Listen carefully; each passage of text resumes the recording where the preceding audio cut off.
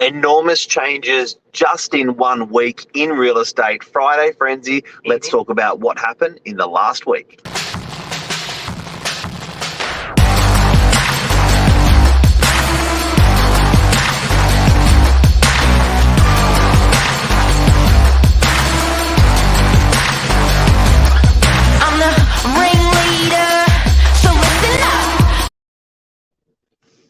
Oh, goodness me, agents behaving badly. It's been a very contentious topic this week. That's for sure. That was our Monday Novak news. And I think it was one of our highest ever ranking segments. We certainly didn't name any names. We just talked about generally across the board. There's not many of them. And there's wasn't that bad. There's solicitors that behave badly. There's car salespeople that behave badly. There's politicians that behave badly. Just a chat. So, we talked about many things. We talked about dressing inappropriately, what was inappropriate. What's appropriate? Should agents suit up? Should they wear capri pants, Mark? Yes. Mark's got them on today, but he's not going to work today. And the marketplace this week. Oh, my gosh. A bit of a chat about that. There's been enormous changes in the property market. Crazy. And highest ever. Yeah. We'll get rid of square meterage sale, Mark, in Brookvale. Highest per square metre sale Unbelievable. in Brookvale. That was you guys. We're going to phenomenal. Unpack that.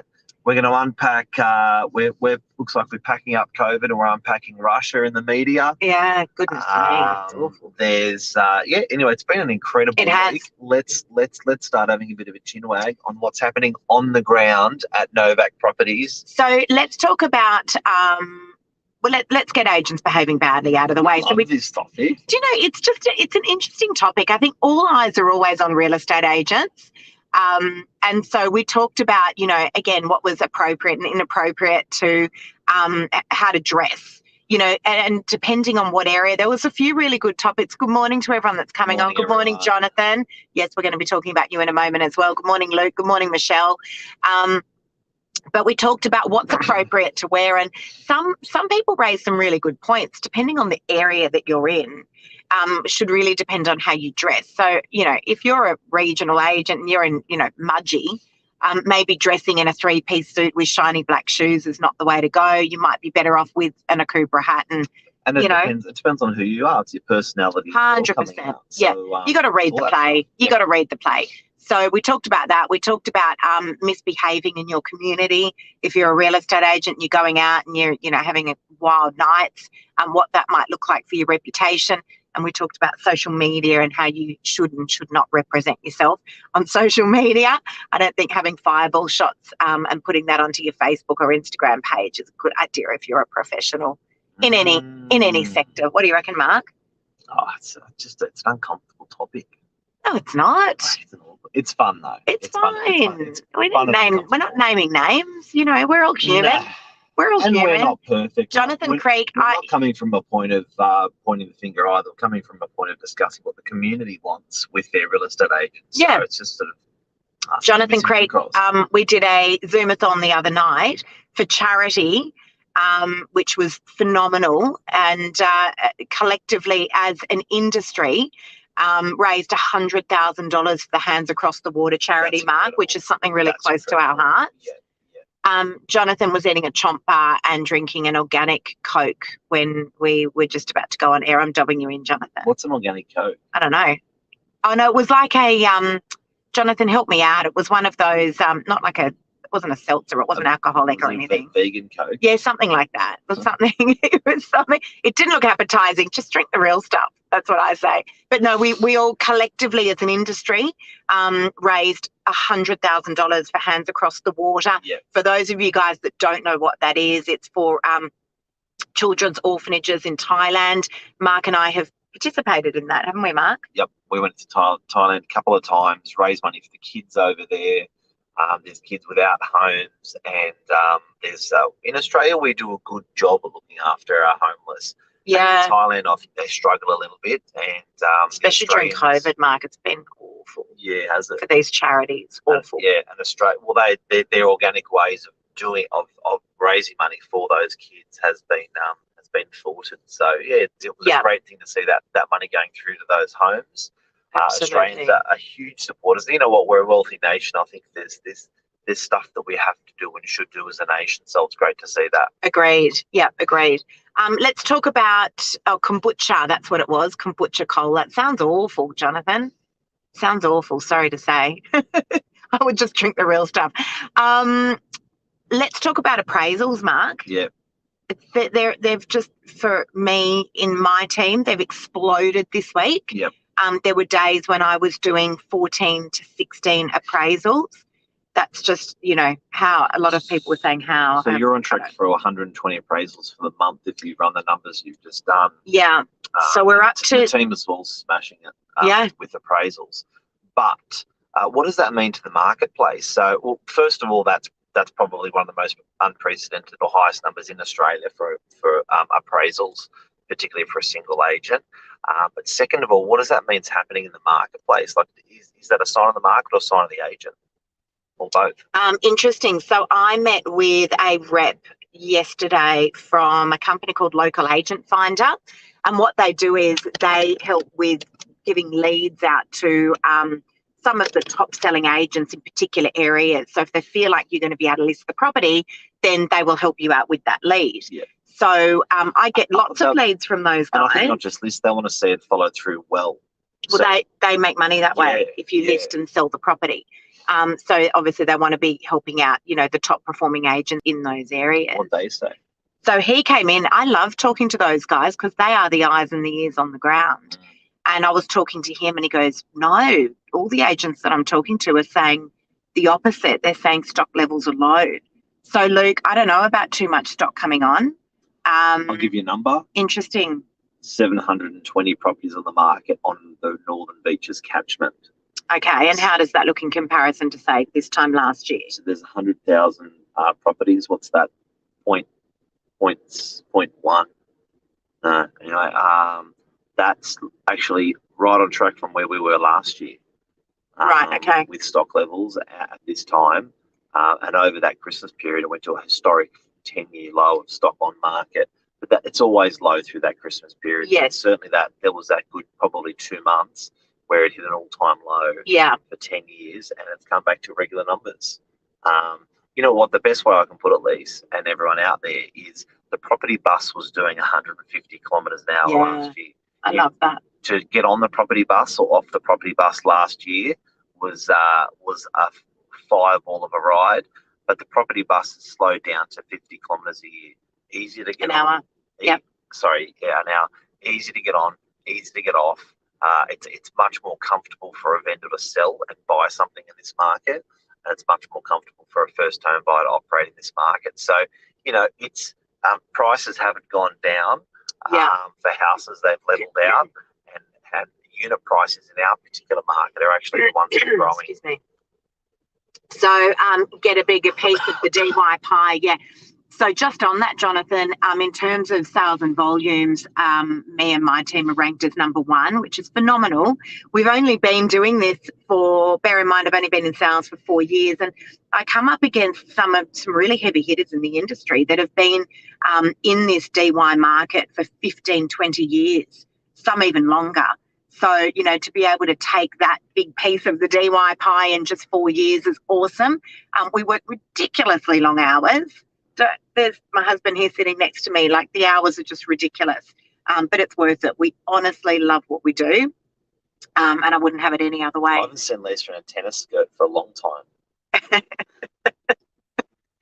Thanks, Mark. Playing tennis with the tennis mums. No, that's right. Yeah. I might have to mix it up a little bit. Yeah. Although I am going to have a massage today with a girlfriend, which will be lovely. I'm really looking forward to that. She's going to massage you. No, God, no. Love Mike's analogies, Michelle said. All right, so that's appraisals listing. So, one would hope that if you've done 65 appraisals so far for this month, that you'd be listing a bit of stock. I have listed a substantial amount of stock in the last week, some beautiful properties. I won a wonderful listing the other day in Chroma. Stay tuned for that. That's coming on. Can I also tell people about the conversation you had with Delene Lewis, like a leading real estate agent on the eastern suburbs? Yeah. And it was quite interesting to hear these ladies compare notes, because that many appraisals is almost becoming a community service. So where I like that. a lot of agents will list, appraise 10, list 6 for the month, and agents will. So it's basically a pitch type of meeting these appraisals are a pitch meeting. For anyone who doesn't understand what appraisals are, it's when agents will go out to a property and say, okay, this is where I think you sit in the market price wise, and this is what we do in products and services to get you the best price. Whereas you're definitely doing that, but you're also definitely just helping people with pricing on their property and in a rapid way. So I'm finding that, not a rapid way, in a way that they want to have it. People don't want to sit down for 2.5 hours with a real estate agent. Yeah. They don't want to sit down with, when they're particularly, sometimes they will, some people they will, but sometimes you're not quite at that stage of signing on the dotted line. You just want the price update. You don't want to do 2.5 hour meetings with agents, and you just want the facts and you want them fast, and you're delivering on that. And I think that's important. Yeah, and I think, again, like I've always been an advocate when I came into sales of just, why don't we just listen to what the people want, forget about what the industry does. And Mark, I remember coming into sales and you're like, you've got to do the 2-touch proposal. You've got to go out, you walk through the property, and then you've got to go back and present. And I said, well, maybe that's how the industry has done it, but that's not what people want, because you're right. There's a realm of people there that have just said, well, what is my property worth? And so we'll just shoot out a price update to them. Now, a lot of agents will say, waste of time. I'll just send them a letter. I'll just tell them over the phone. But I yesterday sent out, I reckon, 6 price updates. And out of those 6, 2 people called and said, can you come and meet with me?